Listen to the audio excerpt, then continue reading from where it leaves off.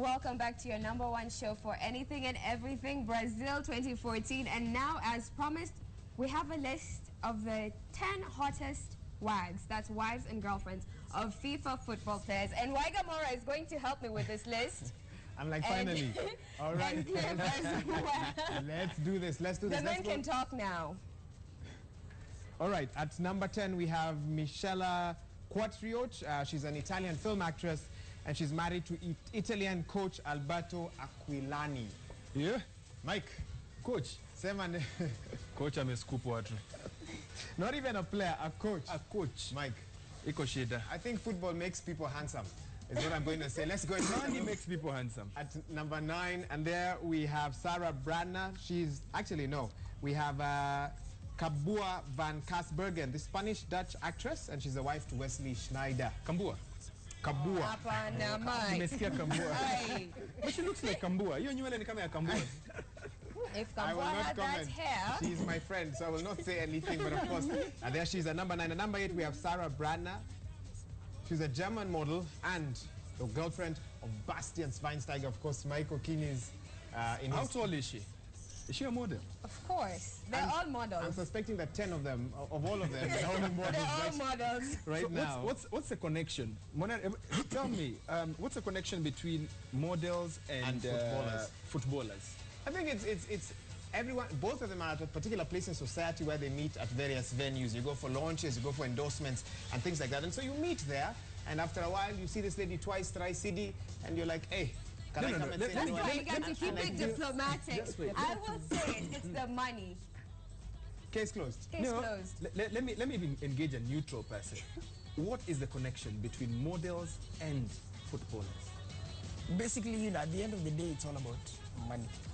So, you know, when you have money, you can go to posh places and then, you can afford them. So models go to posh places? It's not that, they're gold diggers, but you have certain standards. So basically they can only saying afford them. Where there, let's say for example, the KPL Awards. In fact, I normally see at the KPL Awards, we've got the red carpets where you walk in, and there are models dishing out flowers, cocktails. Is that the place where numbers are exchanged? It depends on the model. I think it's at the end of that particular event when everyone's going home, when now the player... It's at the after party. At the after party. It's at the after party. I have a different view. I think for the footballers, why most of them go for models is that they try to find women who are less challenging to them upstairs. Whoa. Cooling break needed. I will not comment on that when I pass. The views of our guests are not the views of Citizen TV. So we move on. Let's take a look. Next, Bonner Director, I believe we're at number 7 now.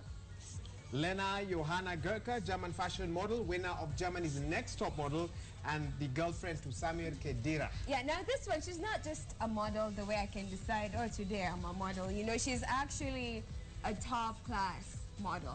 So she's a real model? She's a real model. And the other ones are fake models? Not that they're fake models, but... She's a supermodel. She's a supermodel. All right, number 6, we have Alina Seradova. She's a Czech model and actress, and she's the wife to Gianluigi Buffon. Another model? Another model. Surprise, real or fake? surprise? Real or fake?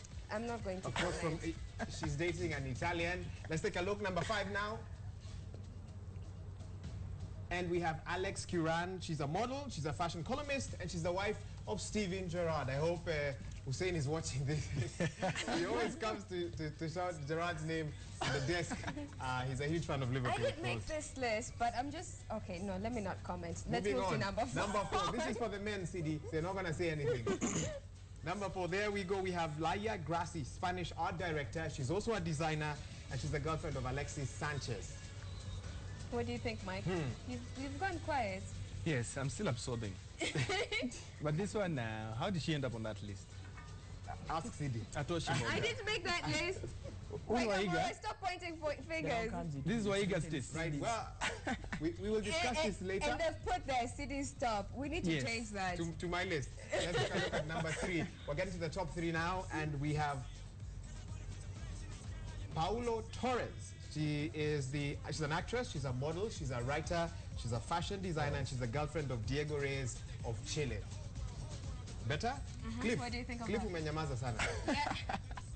I think she's better, you know, and she's not only modeling, she's also an actress, you know. A writer. She's doing so many things, you know, all in one. So for you, Even that's Renee good. is Yeah, for me impressed. that is good. A writer. So if you're dating a footballer, you need to be doing a couple of things on your own. Yes. That's what you believe. And she's beautiful anyway. And she's beautiful. Number Yeah. 2, we have Gabriella Lenzi, an Italian model. We missed Neymar yesterday and we missed his girlfriend, but there she is.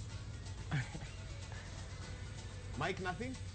Ako sawa. Hapo sawa. Hapo Number sawa. 1, that's enough. Let's Yes, just the number stamp 1. of approval. We have, at number 1, drum roll please, Melissa Stata.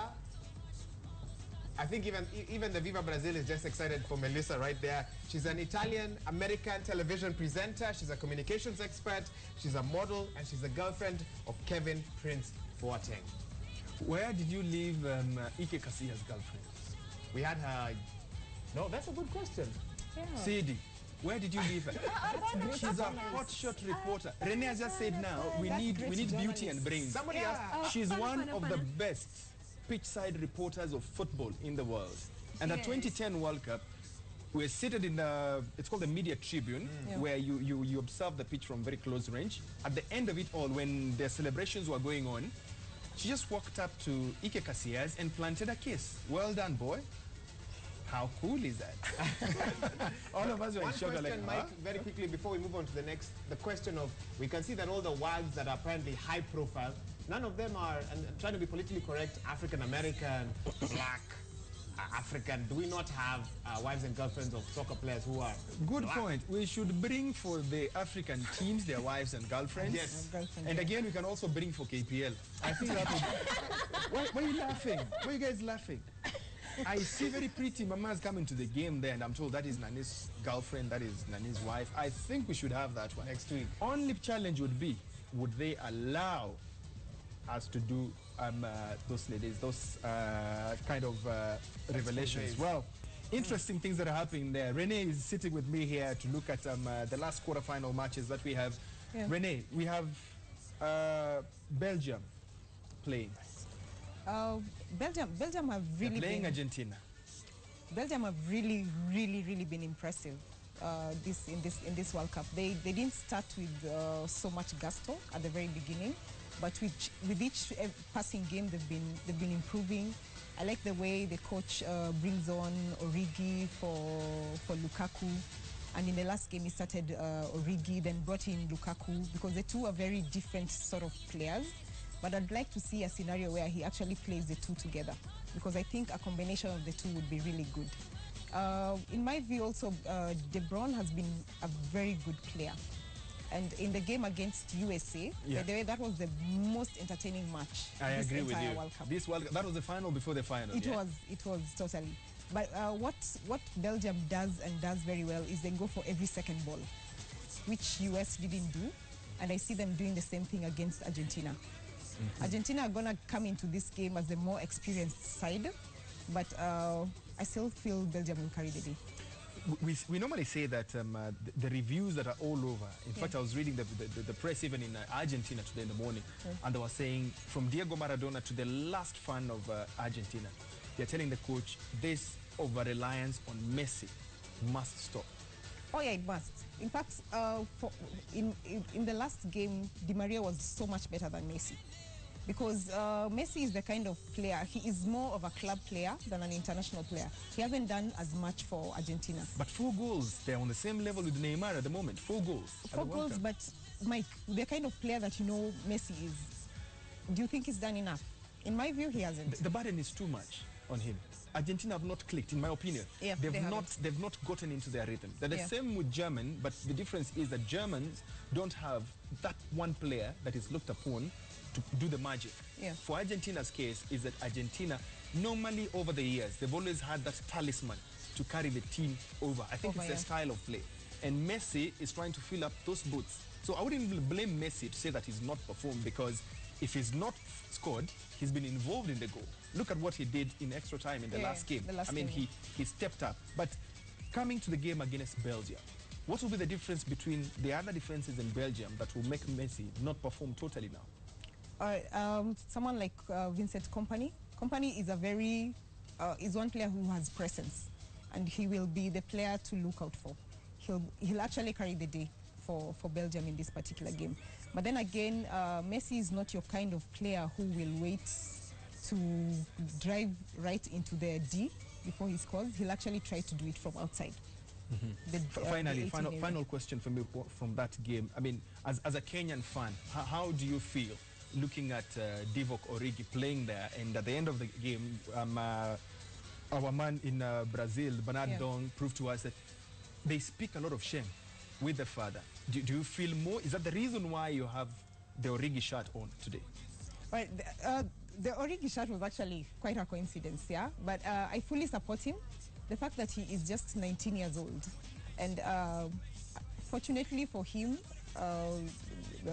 Bekele got an injury, so he had a chance to come in and play. He's not yet at his peak, but for a first-time player in such an international scenario, he has done really well. I like the way he steals the balls, because that is his biggest advantage. Though he's not a very strong player, he can easily go down. But I like the way he just steals his way around the defenders and scores. Would he be the same were he to play for Kenya, for example? I doubt. Why? Unfortunately, I doubt, because in Kenya, Harambee Stars, the biggest disadvantage that we have and why Kenya doesn't go far is because of a lot of bureaucracy that goes on in the current scenario in Kenya. So he has the advantage of Michael Koth, his dad having played for Harambee Stars previously, his uncle Musa Otieno having been in the game, Austin Oduor, his cousin Origi. He has the advantage of that. But then again, given his age, he'd still not be preferred against Oliech currently. Wow. When a director, even as you finish, Austin Wanga says, Mike, please, you must read this one because it's going to bring a lot of controversy. I don't know what controversy, but I'll read it. Austin Wanga says, KPL's Cool Chicks and Better Halves is going to be one crazy one. Watu wako na mipango ya kando. Hawawezi furahia. I don't know how true that is, Wahiga, but we will try and do the top 10 KPL even as we wind up the show. Week, of course, before the World Cup winds up. So let's see whether we can. Will we get their pictures? Are we going to get their names, Mike? I think that's... names and text. We'll start with Harambee Stars. Good. We should tell Harambee Stars to come to the studio and they bring their Better Halves. Or pictures. Yes. And people really love these top lists. I got one requesting we should do the top 5 or 10 commentaries because they've been just hilarious. And also the top 10 women at the women's who play women's football at the World Cup stage. So France is going to kill you guys with that. I'll look at that. But for now, our guests are not going to walk away empty-handed. They're each going to get a gift bag from Gillette. So here we go. And of course, he SMS'd us. He tweeted us, I beg your pardon, and he gets to walk away with a jersey as well. Lipi also gets to walk away with her jersey. I love what she said. Sirandu natafurahia. Bagi ya safari umepata. Maybe you can tell us what's in the bag. Oh, ndani wa bag. Oh, this is nice. Kabisa. Thank you. Uko na huyu? Uko na nani tena? Uko na ini nini? Ni kitu ya kukula. Chupa ya maji. Oh, ya mtoto ya kunyonya. Ya kimume nisaidia sikuwa na taulo. Uko na taulo. Ah, thank you, asante sana. There you go.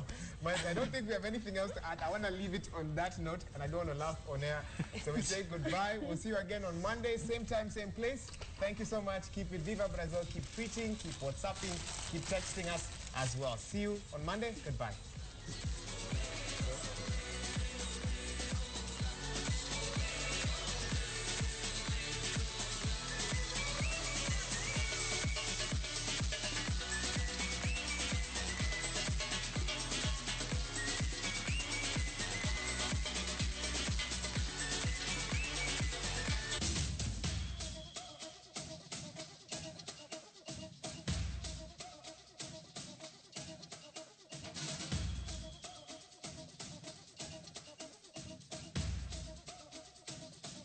Put your flags up in the sky, put them in the sky. Hang on side to side, side to side.